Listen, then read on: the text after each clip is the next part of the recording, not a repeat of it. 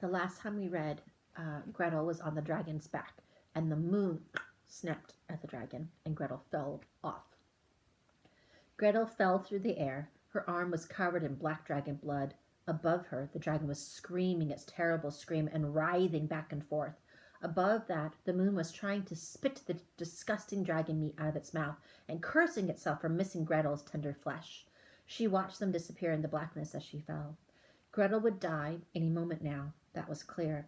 She had been thousands of feet in the air, higher than the ravens could fly. Soon she would hit the ground, and all of her bones would be broken, and her brain would smash through her skull, and her heart would stop beating immediately. Or, she thought, she would land on a sharp branch and be skewered like a piece of meat. Her speed increased as she fell. The cold air grew a little warmer. She could see the stars twinkling at her from above. Then she hit something soft. It was soft, and as she rolled off of it and kept falling, she hit another soft thing and then rolled off that. She hit a third soft thing and then rolled off that and into the branches of a tree. She fell all the way down the tree, hitting its leafy branches as she fell. Then she hit the ground. She was not dead. She sat up and looked around. She was covered with black feathers. She heard a fluttering sound and saw 3 woozy black ravens, missing most of their plumage, settling on the branches overhead. "Ow," said the first raven. "Ow," said the second raven. "Ow," said the third raven. "That hurt," they all said together. "You saved me," Gretel said. "Not intentionally," said the third raven. "We just happened that you hit us on your way down." "Of course, we knew that was going to happen," said the first raven. "We just didn't know how much it would hurt." Suddenly Gretel leapt to her feet and ran off into the woods. "Manners," said the second raven. "We saved her life and she just runs off without thank you." "She's going to find her brother," said the first. "Oh, yes," said the second. "We knew that," said the third. Gretel tore through the wood branches, slapping at her face, vines grabbing at her ankles. "Hansel," she cried, "Hansel!" The creepy, child-eating moon shone down through the branches of the tree. She ran by its light. Ahead, in the shadow of a pine sapling, lay a body. It was face down on the ground. Gretel slowed and approached it. She turned it over and quickly turned away. It was not Hansel. It had a gash across its chest and half of a head. Gretel got up, swallowed bile, and began to run again. She saw another body laying half in a bush. She ran to it and pulled it out. It was a woman. Her chest was caved in and her neck was bent at an unnatural angle. Gretel turned and ran on. Bodies, more bodies. Gretel hadn't realized so many had fallen. There were dozens of them, scattered, lifeless throughout the wood. But where was Hansel? Where was he? Was he lifeless as these bodies she found in the underbrush? Was he as still, as cold? Where was he? Then the forest floor began to shine. White pebbles. The white pebbles were lighting her way, and she followed them. They brought her to a clearing. There, standing in the clearing's center, was Hansel, covered in blood. She ran to him and threw her arms around him. "I'm okay," he said hoarsely. "It's not my blood. I was helping the wounded." And she nodded and held him. They followed the path of shiny pebbles out of the woods.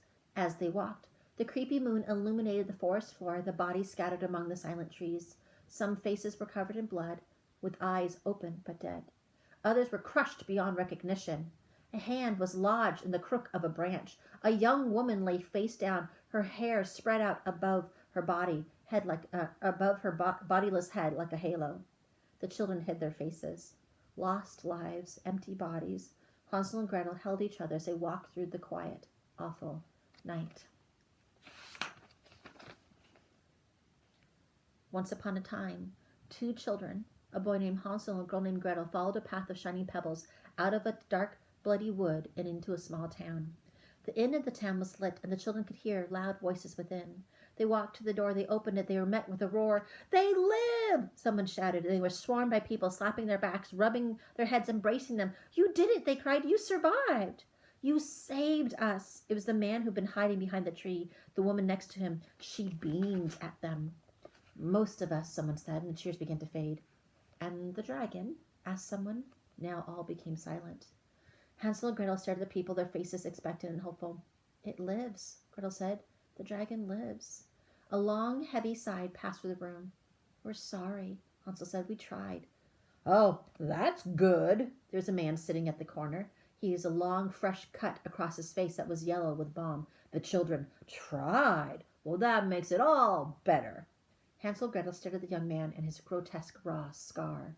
They had a cute little idea, he went on, and they gave it a shot. Good for you. His voice suddenly changed. Do you know I nearly died out there? Do you know that we all nearly died? We didn't, though, a large man with a beard said. We didn't. How many did? How many dead are there? There was silence.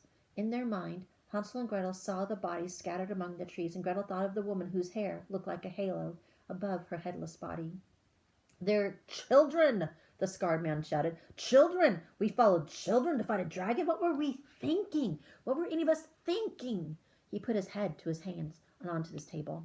The woman nearby placed a hand on his shoulder. She glared at Hansel and Gretel. The man with the beard stepped up to them. Don't listen to them, he said. You did good. Most of us lived. No one has ever survived a fight with a dragon before. And what's this on you? Said the woman, gesturing to Gretel. Gretel looked down. She was covered with black blood of the dragon. We injured it, Gretel said. We took 2 of its toes and cut the side of its face. She did not explain that the moon had bitten half of the dragon's cheek off. She wasn't sure they would understand. Her news was met with louder roar than the one that had met when they entered. Heard it, 2 toes, gash his face.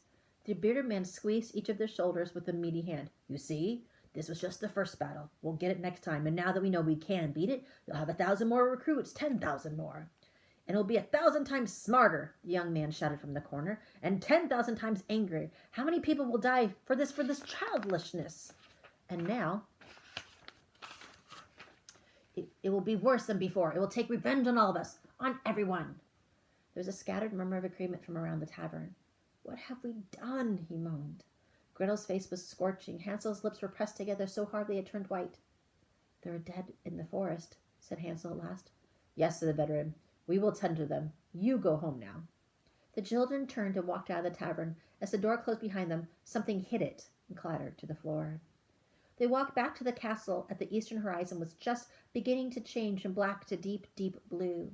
The moon had set. The air was cold and moist, and after a while Gretel said, It wasn't supposed to happen like that. So, said Hansel, it did. But how? Said Gretel. It must have known. Known what? Who? What? The dragon. What are you talking about? Said Hansel. It knew the plan. It saw the apples, and it came through the woods to take us from behind. It didn't know, Gretel scoffed. He felt cold. He rubbed his arms up and down. It did, about everything except the wine. Gretel kicked the road. Who knew our plan? It didn't know, Hansel replied. Maybe figured out the apples were a trap. His stomach twisted. It was a stupid, childish plan. No, Gretel said. It knew. At the palace, the queen rushed up to them and took them in her arms. Oh, my dears, you're safe. Oh, thank God you're safe. They told her what happened, and her face grew long and serious. Isn't bad? You wounded it. No one has ever done that before. And the children nodded. You did a very brave thing, very brave. And she pulled them to her. When she released them, Hansel said, Where is father? He locked himself in his room while you were gone, the queen replied. He was too scared for you both. He was shaking. He said he was trying to shave, but he cut himself very badly, quite seriously, it seems, on the cheek. Will he be okay? Gretel asked. It'll be fine. It'll be fine. The father's voice echoed from across the hall. He limped towards them, a bandage wrapped around his head. He took them in his arms. Foolish me, shaving in a time like this. It calms me down when the barber does it, but forget about your foolish father. You're all right. He saw the dragon blood on Gretel. What happened to you? What is all this stuff? So they all went and sat before the fire, and Gretel and Hansel told them about it. You were very brave, he said, and they finished. You nearly did a very great thing. You nearly saved the kingdom from the dragon. Nearly. Hansel and Gretel repeated the words together, and stuck in their throats like a lump. Each saw in their minds the dead strewn across the forest floor. At last the king and queen took the children to bed, with Hansel helping his limping father up the stairs. Once in bed, they kissed their father, both, and then their mother, and then they closed the door and went away.